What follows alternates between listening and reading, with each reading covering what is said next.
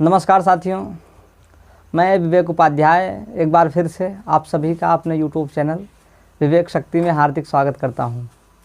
साथियों, हम लोग जो है अपने इस टॉपिक में ब्लड एंड सर्कुलेटरी सिस्टम में जो है ब्लड के विषय में लगभग जितना एग्ज़ाम में आता है वनडे एग्ज़ाम में उतना हम पूरा पढ़ चुके हैं। इसमें एक टॉपिक ब्लड में और छूटा है कि अगर माता पिता का जो ब्लड ग्रुप है तो बच्चे में किस ब्लड ग्रुप के होने की संभावना ज़्यादा है और किस ब्लड ग्रुप के होने की संभावना बिल्कुल नहीं है। हम लोग यही एक टॉपिक छूटा है, इसको हम लोग पहले देख लेते हैं।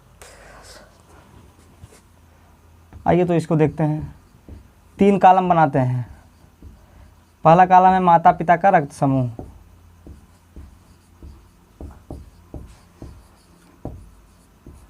और दूसरा कॉलम है बच्चे में संभावित रक्त समूह।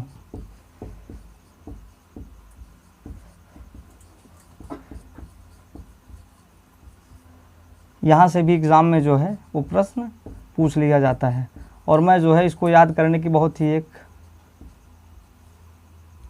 अच्छी ट्रिक मैं आपको बताने वाला हूँ। और ये बच्चे में असंभावित रक्त समूह।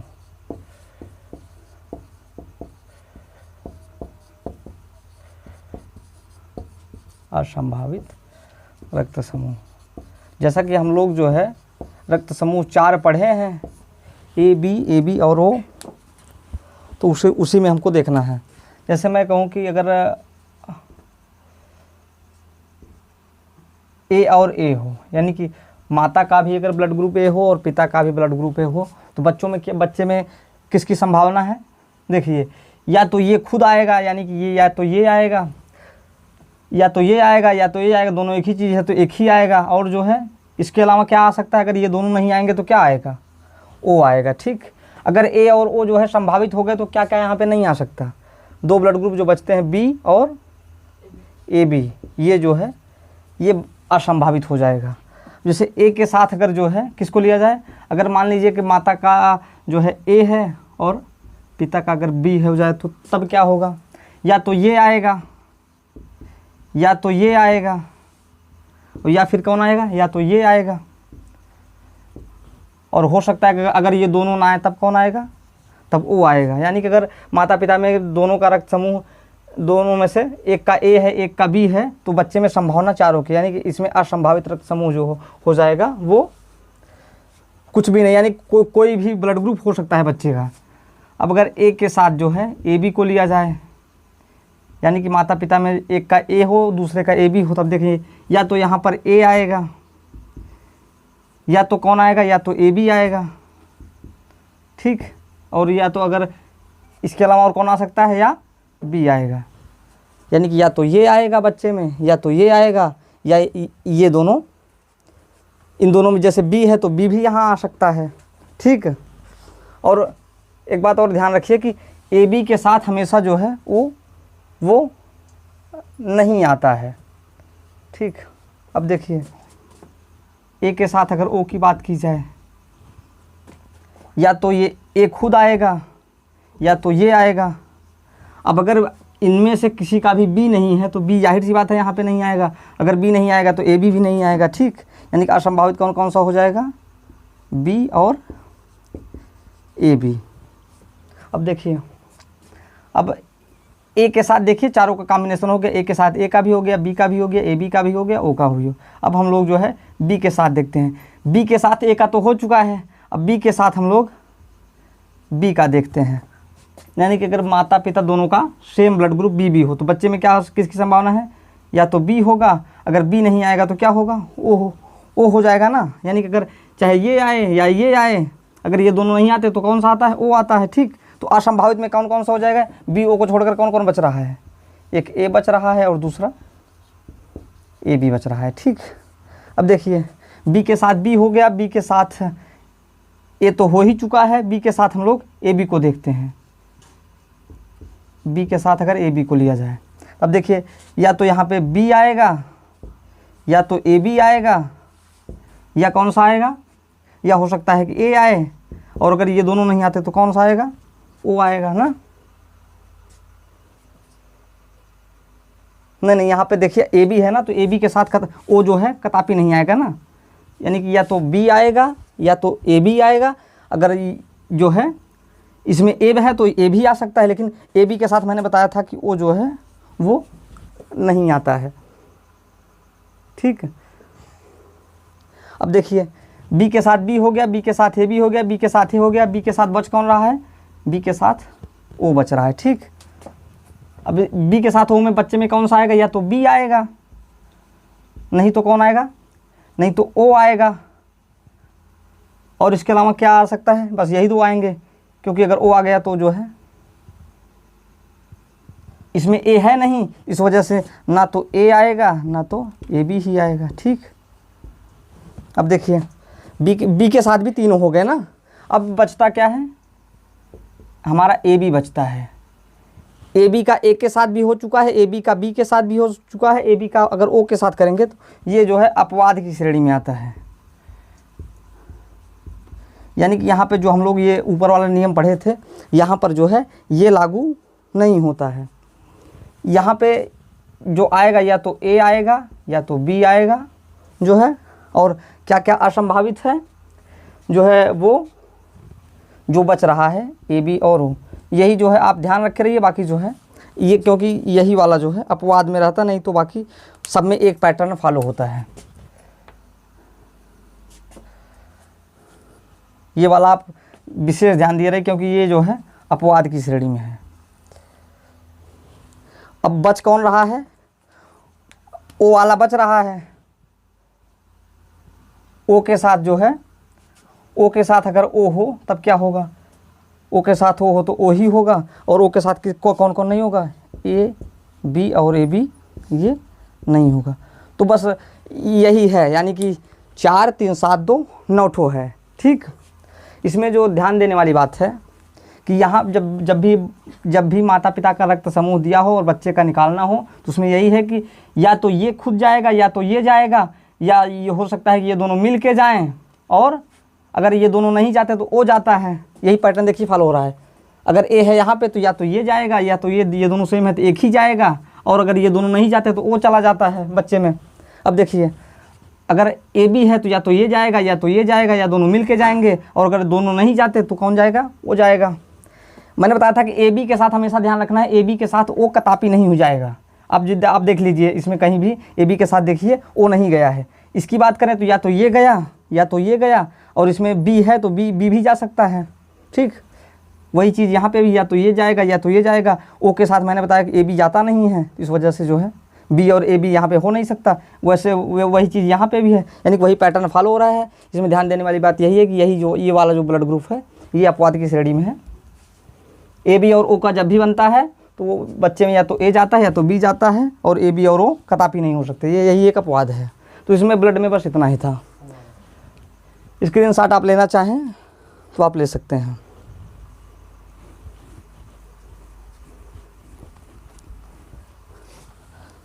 अब हम लोग जो है इसके अगले टॉपिक की तरफ बढ़ते हैं। मैंने बताया था कि जो है ब्लड में बस इतना ही है, और अब हम लोग आज सर्कुलेटरी सिस्टम की बात करेंगे।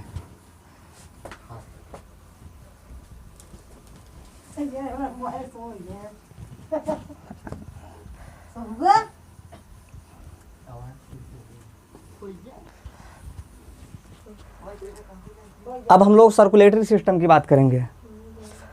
अगर सर्कुलेटरी सिस्टम की बात किया जाए, यानी कि वही परिसंचरण तंत्र,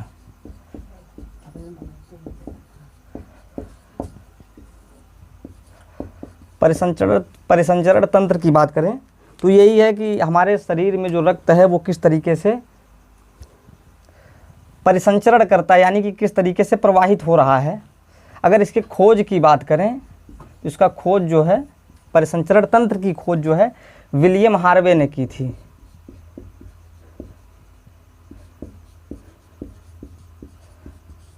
अब देखिए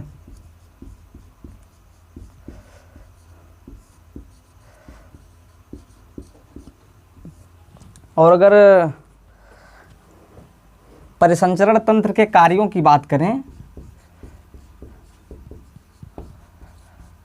परिसंचरण तंत्र के कार्यों में भी वही कार्य शामिल हैं जो कार्य रक्त का था, क्योंकि परिसंचरण तंत्र में प्रमुख भूमिका रक्त ही निभाता है। तो रक्त के कार्य हम लोग पढ़े थे।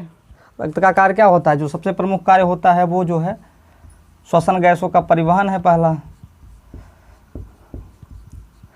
उसके बाद पोषक पदार्थों का परिवहन है। जो भी पोषक पदार्थ होते हैं उनका परिवहन कौन करता है? रक्त ही करता है, या परिसंचरण तंत्र का ही ये कार्य है। हमारे शरीर में जल का नियमन जो है ये भी जो है रक्त ही करता है, या कह लीजिए कि परिसंचरण तंत्र ही करता है। और क्या करता है? हमारे शरीर से जो वर्ज्य पदार्थ हैं, जो अपशिष्ट पदार्थ हैं, उनका भी नियमन या उनको जो है शरीर से बाहर कौन निकालता है? रक्त ही निकालता है, जैसे पसीने के रूप में हो गया। ये भी परिसंचरण तंत्र का ही कार्य है। तो ये जो है ये कुछ प्रमुख पोषक तत्व हैं। और जैसे हार्मोन वगैरह हो गए, हार्मोन्स का भी परिवहन जो है ये भी परिसंचरण तंत्र के ही कार्यों में समाहित है। ये हो गया, ठीक। अब श्वसन गैसों के परिवहन में ऑक्सीजन भी है और कार्बन डाइऑक्साइड भी, क्योंकि कार्बन डाइऑक्साइड हम लोग छोड़ते हैं और ऑक्सीजन लेते हैं। तो परिसंचरण तंत्र के कार्यों में बस इतना ही था। अब हम लोग जो आगे बात करेंगे वो हार्ट के विषय में बात करेंगे। हार्ट से आप लोग परिचित ही होंगे। इसी को जो है अन्य नामों से, जैसे हो गया दिल, हृदय इत्यादि नामों से भी जाना जाता है। अगर इसकी संरचना की बात करें तो इसकी संरचना थोड़ी जटिल है, लेकिन समझने के लिए मैं इसका एक रफली फिगर जो है ड्रा कर देता हूँ। जैसे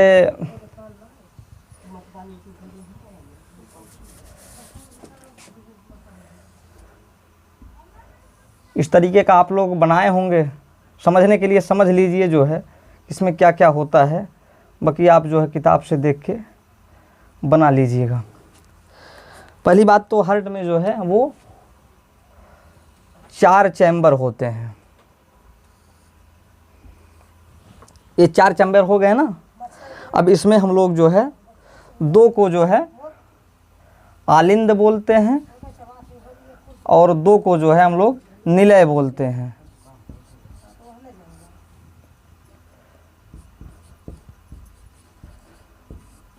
इधर जो है ये भी जो है ये आलिंद हो गया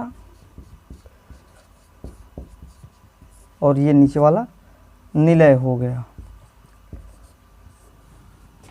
अब ये चूंकि दाईं तरफ है इस वजह से ये दायां आलिंद हो गया, और ये दाईं तरफ ये निलय है तो ये जो है दायां निलय हो गया, और ये बाईं तरफ है तो ये जो है इधर नीचे वाला जो है ये बायां निलय हो गया, और ये जो है ये भी बायां आलिंद हो गया। यानी कि हमारे हृदय में जो है वो 4 कक्ष होते हैं इसी तरीके से कुछ। और देखिए अगर इसको हम लोग बोलें तो इसको जो है एंट्रियम कहते हैं, और ये जो है वेंट्रिकल है। अब इसमें आप जो है लेफ़्ट और राइट जोड़ लीजिएगा, यानी कि इधर वाले को बोलेंगे राइट एंट्रियम और इधर वाले को बोलेंगे राइट वेंट्रिकल, और इधर वाले को लेफ़्ट एंट्रियम और ये लेफ़्ट वेंट्रिकल। अब देखिए यहाँ पर 2 कपाट होते हैं, इधर त्रिदलनीय कपाट होता है और इधर द्विदलनीय कपाट होता है। इसको जो है जैसे मैं इधर लिख दे रहा हूँ, इधर वाला जैसे मैं इधर 3 सिंबल बनाऊँ, इधर 2 सिंबल, तो एक को जो है त्रिदलनीय कपाट बोलते हैं,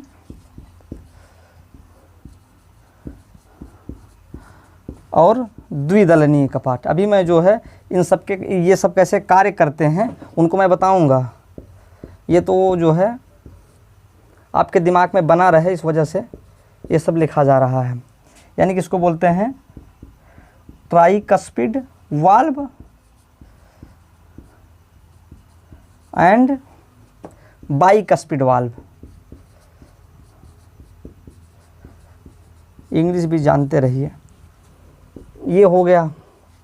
अब देखिए यहाँ पर जो होता है यहाँ पे अर्धचंद्राकार कपाट होते हैं,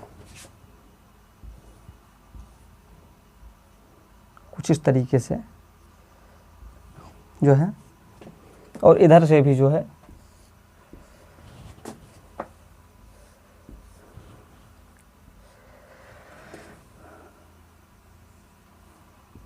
ये क्या है, ये जो है ये इसको बोलते हैं inferior vena cava.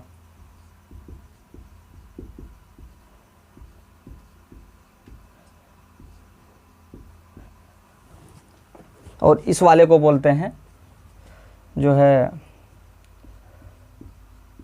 Pulmonary vein या पल्मोनरी वेन, यानी कि पल्मोनरी सिरा। आप इसकी इंग्लिश से जो है मत घबराइएगा, मैं भी सबको बता रहा हूँ। पल्मोनरी ये सिरा हो गया, और ये जो है ये ऑर्टा पढ़ते हैं इसको, ये ऑर्टा है, ये हो गया। और जो ये वाली है इसको हम लोग बोलते हैं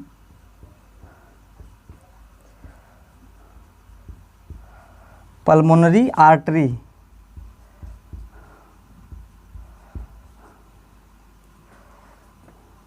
आर्टरी है,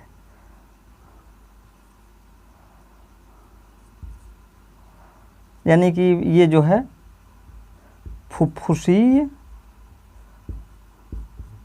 ये धमनी है, ठीक, ये धमनी लिखा गया है। ये पल्मोनरी सिरा जो लिखा है इसको जो है फुफ्फुसीय सिरा भी कहते हैं।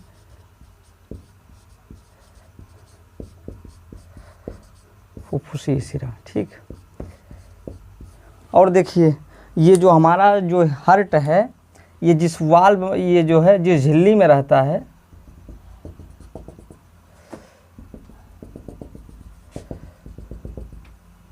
इस झिल्ली को जो है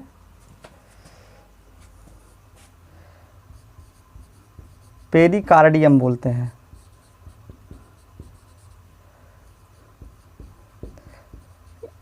ये तो हो गया इसका जो है रफली फिगर एक तरीके से जो है, यानी कि जो हमारे हार्ट में जो प्रमुख पार्ट कह लीजिए वो यही है। यानी कि सबसे पहली बात तो ये हमारा हार्ट है, ये जो है लाल रंग का होता है, कुछ जो है तिकोने आकार का ये हमारा हार्ट होता है। और हमारा हार्ट जो है ये एक तरीके से जो है झिल्ली से घिरा होता है, ये जिसे हम लोग पेरिकार्डियम कहते हैं। ये पेरिकार्डियम क्या करता है, ये पेरिकार्डियम जो है हमारे हार्ट को जो है वो बाह्य आघातों से बचाता है, ठीक। बाह्य आघातों का मतलब हो गया कि अगर झटके वटके से या जो है इसको चोट ना लगने पाए, इस वजह से ये झिल्ली क्या करती है, पेरिकार्डियम की रक्षा करती है, ठीक। और ये हमारा होता कहाँ है, जो हमारा फेफड़ा है, जो फेफड़ा अभी हम लोग जो श्वसन तंत्र पढ़ेंगे वहाँ पे फेफड़ा भी पढ़ेंगे, श्वसन तंत्र के जो है ठीक नीचे जो है ये पाया जाता है, ठीक। अब अगर हार्ट में जो है हम बात करें तो यहाँ पे 4 चैम्बर दिख रहे हैं ना, 1 2 3 4, 4 चैम्बर होते हैं, यानी 4 जो है तरीके से कह लीजिए 4 कक्ष होते हैं, जिसमें जो है ऊपरी वाले दोनों कक्षों को जो है हम लोग एक को दायां आलिंद बोलते हैं, एक को बायां आलिंद। ये दाईं तरफ है, ये बाएं तरफ, इस वजह से ये दायां आलिंद है, ये बायां आलिंद है, ठीक। और उसी तरीके से नीचे भी 2 होते हैं, एक को दायां निलय, एक को बायां निलय कहते हैं, ठीक। इतना हो गया। अब देखिए अब इसमें ये कार्य कैसे करता है। ये इन्फीरियर वेना केवा है, ये हमारे शरीर की जो है ये सबसे बड़ी सिरा है। अभी हम लोग सिरा और धमनी भी पढ़ेंगे, ठीक। ये सबसे बड़ी सिरा हो गई, और ये ऑर्टा जो है ये सबसे बड़ी धमनी हो गई। एग्जाम में प्रश्न पूछता है कि सबसे बड़ा सिरा कौन है, सबसे बड़ी धमनी कौन है, तो उसका सीधा सा जवाब हो गया कि सबसे बड़ी सिरा जो है वो इन्फीरियर वेना केवा है, इसको हिंदी में भी यही कहेंगे। और जो सबसे बड़ी धमनी है उसको ऑर्टा बोलते हैं, या इसको महाधमनी बोलते हैं, लेकिन एग्जाम में जब प्रश्न आता है तो इस नाम से आता है ऑर्टा से, ठीक। ये हो गया, ये 2 चीज़ें हो गई। अब देखिए जो हमारे शरीर का अशुद्ध रक्त है, अशुद्ध रक्त का मतलब वो हो गया कि ऐसा रक्त जिनमें जो है कार्बन डाइऑक्साइड हो, तो वो जो है हमारे हार्ट में जो है इन्फीरियर वेना केवा के थ्रू जो है हमारे पूरे शरीर से रक्त जो है इसी इन्फीरियर वेना केवा से जो है अशुद्ध रक्त हार्ट में प्रवेश करता है, और ये जो है त्रिदलनीय कपाटों से होता हुआ जो है फुफ्फुसी धमनी से जो है ये चला जाता है कहाँ, इसी के ऊपर जो है ये ऐसे जाता है, और यहाँ पे जो है इसके ऊपर जो है फेफड़ा होता है। ठीक, तो ये पल्मोनरी आर्टरी जो है ये फेफड़े से जुड़ी होती है। तो फेफड़ा हमारा क्या करता है, ऑक्सीजन जनित रक्त को जो है इसमें मिलाता है, यानी कि जो हमारा अशुद्ध रक्त इस तरफ से आया त्रिदलनी कपाट से होते हुए जो है फुफ्फुसी धमनी के सहारे हार्ट फेफड़े तक पहुंचा। उसमें फेफड़ा क्या किया कि ऑक्सीजन इसमें मिक्स किया और कार्बन डाइऑक्साइड को बाहर निकाल दिया, और फिर जो है जब उसमें मिक्स किया तो फेफड़े के दूसरे तरफ से आके ये जो है जो पल्मोनरी वेन है यानी कि फुफ्फुसी सिरा है, ये जो है अशुद्ध यानी कि शुद्ध, अब तो शुद्ध रक्त हो चुका है ना, क्योंकि फेफड़े ने ऑक्सीजन मिला दिया है, इस रास्ते से गया, ऊपर फेफड़ा है, फेफड़े से जो है ऑक्सीजन इसमें मिक्स हुआ, तो ये जो है फुफ्फुसीय सिरे की सहायता से जो है द्विदलनीय कपाट से होते हुए ये जो है इस रास्ते से जो है ऑर्टा के द्वारा जो है पूरे शरीर में हमारे पंप कर दिया जाता है। ये तो हो गई जो है एक हार्ट की जो है कॉमन सी फंक्शनिंग। इसमें जो देखिए 2 साइकिल बन रही है ना, एक तो देखिए पूरे शरीर का रक्त इससे प्रवेश किया त्रिदलनीय कपाट से होते हुए, ये फुफ्फुसी धमनी की सहायता से पुनः जो है घूम के कहाँ गया, फेफड़े में गया। फेफड़ा क्या किया कि कार्बन डाइऑक्साइड को बाहर निकाल दिया और ऑक्सीजन को जो है मिक्स किया, और ऑक्सीजन जब मिक्स हो गया रक्त में तो वो जो है पल्मोनरी सिरा की सहायता से जो है द्विदलनीय कपाट से होते हुए महाधमनी के द्वारा या ऑर्टा के द्वारा जो है इसके द्वारा ये पूरे शरीर में रक्त प्रवाहित हो गया, यानी कि अब हमारा रक्त जो है हार्ट के द्वारा पूरे शरीर में पंप कर दिया गया। ठीक, ये हो गई इसकी कॉमन सी फंक्शनिंग। इसमें एक चीज़ और होता है, यहीं पे एक सैन होता है, सैन को हम लोग बोलते हैं सिनो आर्ट्रियल नोड। इसको हम लोग अलग से डिटेल में पढ़ेंगे। ठीक, ये हो गया। और जो ये यहाँ पे अर्धचंद्राकार कपाट होते हैं इनको जो है लूनर वाल्व बोलते हैं, ये भी ध्यान दिए रहिए। सेमी लूनर वाल्व यानी कि अर्धचंद्राकार है ना, सेमी लूनर वाल्व या अर्धचंद्राकार वाल्व। अब देखिए एग्जाम में जब प्रश्न बनता है कैसे बनता है, एग्जाम में पूछेगा सबसे बड़ी सिरा कौन सी हमारे शरीर की, तो उत्तर होगा इन्फीरियर वेना के बाद। सबसे बड़ी धमनी कौन सी है, तो वो हो गया ऑर्टा। शुद्ध रक्त किस में प्रवाहित होता है, धमनी में। अशुद्ध रक्त किस में प्रवाहित होता है, सिरा में। लेकिन अपवाद कौन सा है, ये जो पल्मोनरी आर्टरी है, क्योंकि ये पल्मोनरी आर्टरी किसको जोड़ती है, फेफड़े को जोड़ती है। ठीक, और जैसे पूछता है कि इसको जो है फुफ्फुसी धमनी क्यों कहते हैं, इसको जो है ये वाले को फुफ्फुसी धमनी क्यों बोलते हैं, क्योंकि ये हमारी धमनी जो है ये आगे चल के फेफड़े से जुड़ी होती है। और एक बात, इसको फुफ्फुसी सिरा क्यों कहते हैं, इसको फुफ्फुसी सिरा इसलिए कहते हैं क्योंकि ये जो है ऑक्सीजन जनित रक्त को जो है ये फेफड़े से जो है हार्ट में लाती है। तो एक फेफड़े से हार्ट में लाती है, इस वजह से इसको फुफ्फुसी सिरा बोलते हैं, और एक रक्त को जो है यहाँ से हार्ट से जो है फेफड़े में पहुँचाती है, तो इस वजह से इसको फुफ्फुसी धमनी बोलते हैं। ठीक, इतना हो गया हार्ट के विषय में।